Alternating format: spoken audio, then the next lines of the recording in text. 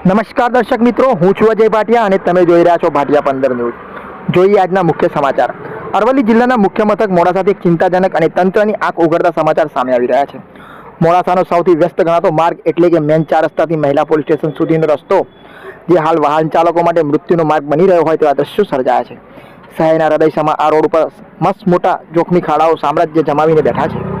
રોજ હજારો વાહનો અહીંથી પસાર થાય છે, છતાં મોડાસા નગરપાલિકા અને વહીવટીતંત્ર ઘોર નિંદ્રામાં હોય તેમ લાગી રહ્યું છે।